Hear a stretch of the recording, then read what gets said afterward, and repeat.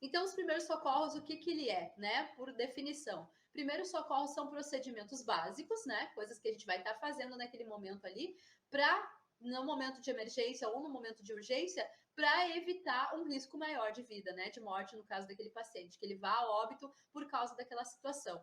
Procurando sempre manter os sinais vitais, né? O coração batendo, o paciente respirando, tudo direitinho, e impedir o agravamento daquela situação, né? Que ele fique num estado pior e possa, então, chegar, infelizmente, ao óbito. Até que a vítima, né, que aquele pet, receba o adequado tratamento com o médico veterinário. Tá? Isso é uma coisa que a gente precisa lembrar também. A gente vai falar de primeiros socorros aqui, a gente vai falar de coisas que vocês podem fazer em casa, mas a gente precisa sempre lembrar que o único capacitado e o único apto a conseguir salvar a vida do pet de vocês é o médico veterinário, é a médica veterinária, tá bom? Então, os primeiros socorros têm como objetivo, então, como eu disse, preservar a vida desse animal até que ele receba o atendimento especializado, né, o atendimento do veterinário. Assim como evitar outros ferimentos, né, que fique pior, aumente aquela lesão, minimize a dor e o sofrimento daquele paciente naquele momento, daquele pet, né, favorecer a recuperação desse paciente, controlar possíveis danos futuros, tipo uma fratura maior ainda do que já aconteceu, no exemplo de atropelamento, por exemplo, né? Transportar esse animal com segurança para o médico veterinário, mas de preferência sempre pedir para o veterinário ir até a sua casa. É o mais seguro, principalmente em casos extremos que a gente vai estar abordando aqui, que eu vou falar para vocês. Só quem consegue diagnosticar, então, como eu falei anteriormente, e tratar de forma adequada esse pet é o médico, a médica veterinária. Então, não dê ouvidos a palpites dos vizinhos, do tio, da mãe, do vó, da avó, faz isso, faz aquilo outro. Não. Quem tem que dizer o que fazer nesse momento é o médico veterinário. E não é o Google também, né? A gente tem a mania de qualquer sinal clínico, qualquer sintomazinho que a gente vê, que a gente sente no pet, a gente já vai para o Google. E aí a gente percebe que pode ser um monte de coisa, que pode ser uma gastroenterite, que pode ser uma infecção intestinal, que pode ser um corpo estranho, que pode ser um câncer, e já se apavora e já começa a fazer um monte de coisa que, às vezes, claro, na ânsia, né, naquela intenção de ajudar, como a gente falou, a gente acaba piorando a situação. A gente acaba mascarando muitas vezes a doença, né? Tipo, eu vou dar umas gotinhas de paracetamol que não vai fazer. E o paracetamol, por exemplo, para o cão, ele pode envenenar aquele cão, ele pode causar óbito para aquele cão. Então, além de querer ajudar, em vez de querer ajudar, vocês vão piorar a situação e vão levar o paciente com um segundo problema para o veterinário, além daquele problema inicial que já tinha. Então, nesses casos, é muito importante ter um veterinário já de estimação, que a gente chama aqui no Brasil, né? Aquele veterinário que você já conhece, aquele veterinário que é parceiro, que já é amigo da família, que é o veterinário da família, para ligar nesse momento, dizer, doutora, aconteceu isso, o que eu faço? E não tentar fazer coisas que o palpite de alguém deu, ou que o Google deu, ou que vocês acham que resolve. Né? Então, é muito, muito importante não automedicar, e sim sempre perguntar para o veterinário o que fazer. Tá? O que deve conter na caixinha de primeiros socorros. Então, antes da gente falar de possibilidades de primeiros socorros, é importante a gente entender também que a gente precisa ter em casa uma caixinha de primeiros socorros básicos ali. O que precisa conter nessa caixa, então? Uma tesoura sem ponta, tipo aquelas tesouras de escolinha, sabe? De escola de criança que não tem ponta, não vai machucar o pet.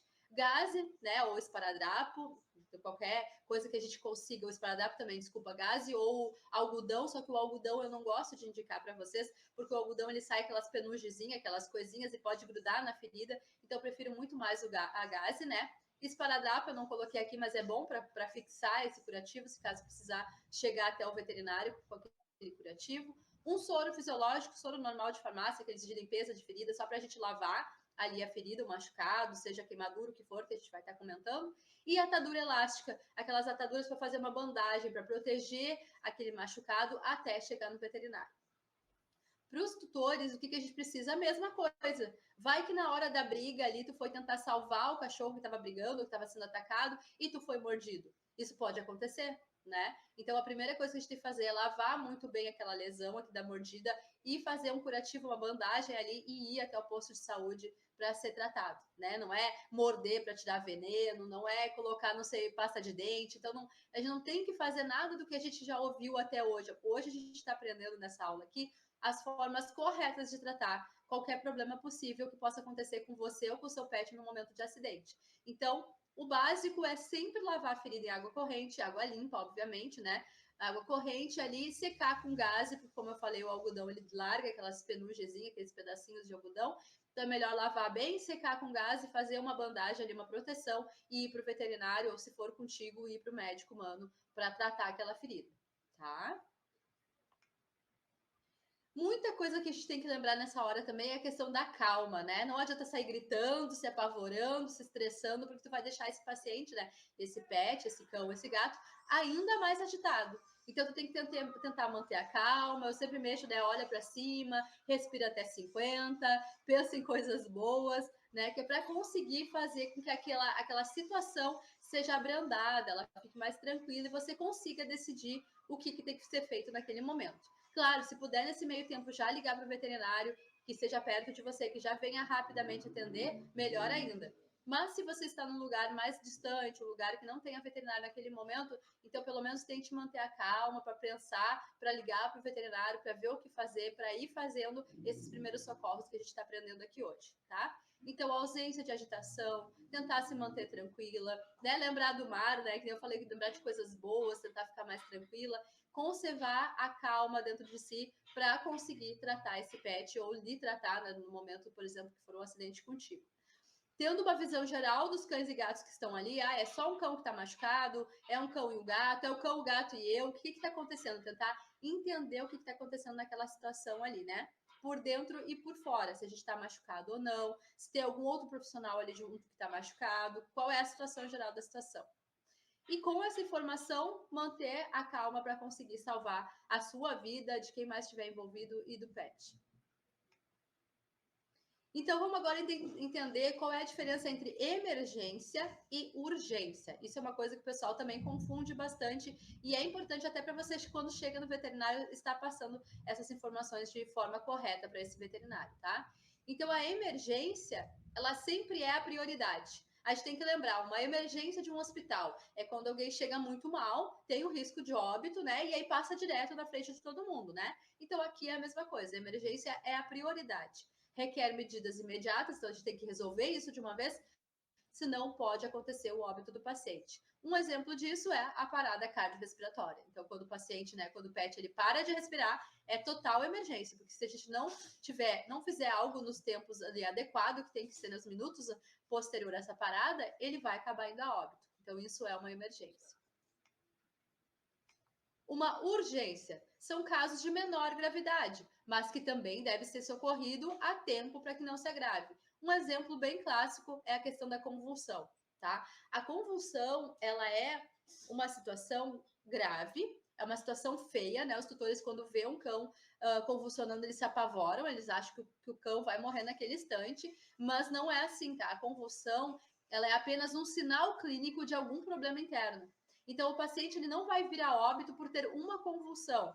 Ele sim pode ter óbito, né, ir a óbito por várias convulsões consequentes, uma em cima da outra, ou porque essa convulsão aconteceu por causa do envenenamento grave, por exemplo. Então, aí sim, essa convulsão ela pode virar a ser uma emergência. Então, por isso que eu coloquei no início, ela é de menor gravidade do que uma parada cardíaca, por exemplo, mas ela tem que ser levada em conta e socorrida do mais rápido possível para que evite problemas maiores ou consequências maiores devido a essa convulsão, tá?